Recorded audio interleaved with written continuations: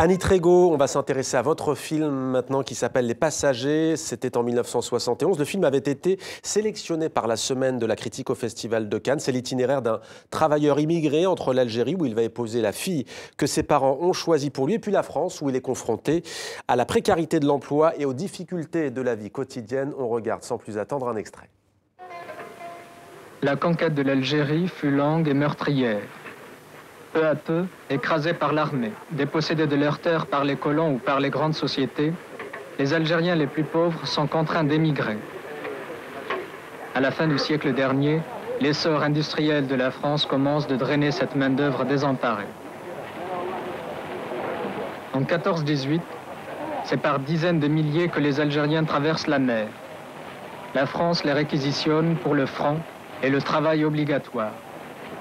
Depuis lors, l'émigration algérienne s'est poursuivie au rythme des besoins de la métropole. Vous venez d'où? Nous venons de Bougie, nous allons en France pour travailler. Vous avez quel âge? 19 ans. Rachid est favorisé. Il parle français. Il a fait des études. Parmi les autres, 60% sont analphabètes. Ce sont les plus âgés. Ils vont affronter les formalités d'un monde dont ils ne connaissent rien et dont ils ne comprennent pas les signes.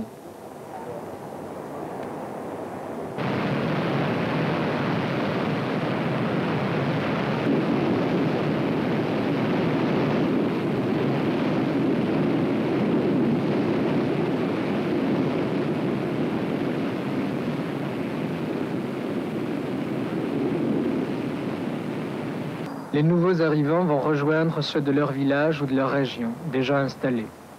La communauté les héberge et les aide comme elle peut, jusqu'à ce qu'ils trouvent du travail. Rachid, lui aussi, va retrouver ceux de son groupe, les Kabyles venus de Bougie. Voilà, la ville de Bougie, c'est Béjaïa aujourd'hui. Annie Trégaud, à l'époque, on est quoi, 9 ans, à peine 10 ans après l'indépendance de l'Algérie? Non, même pas. Même pas 9 ans. Qu'est-ce qui vous a poussé à vous Même intéresser pas, 62. On a tourné en 68. On a commencé, vous voyez, 6 ans après. Qu'est-ce qui vous a poussé à l'époque à vous intéresser à cette question, justement, de ceux que vous avez nommés les passagers? Eh bien, moi, j'ai fait partie d'un groupe de gens assez nombreux, d'ailleurs, qui avaient ardemment soutenu la cause de l'indépendance algérienne. Ouais. Et voilà, on avait une grande empathie avec l'Algérie. Et moi, je ne faisais pas partie de ces gens qui pensaient que les Algériens auraient dû faire la révolution que les Français n'ont pas faite, si vous voulez. Donc, j'ai continué à espérer dans ce pays. Et quand nous avons commencé à tourner en 68, c'était un pays plein d'avenir, plein d'espoir.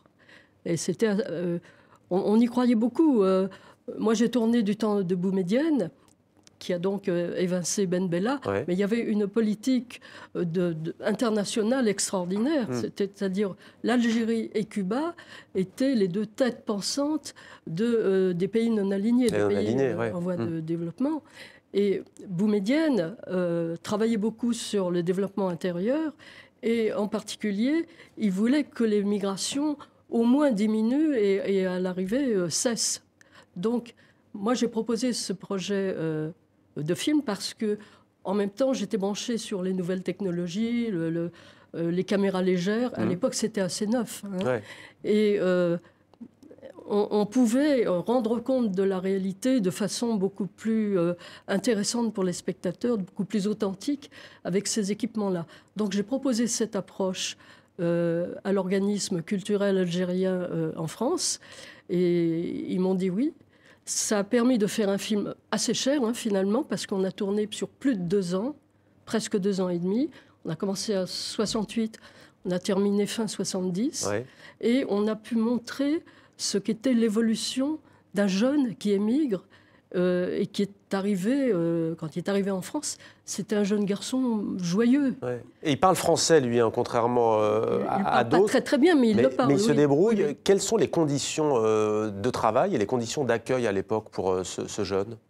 C'est ce qu'on voit dans le film. Si vous voulez, je pense que il y avait des accords d'État à État. Bilatéraux. Voilà. À l'intérieur de ça, il s'insérait comme il pouvait. Lui avait sa famille à Aubervilliers, dans la banlieue nord. On la voit beaucoup dans le film.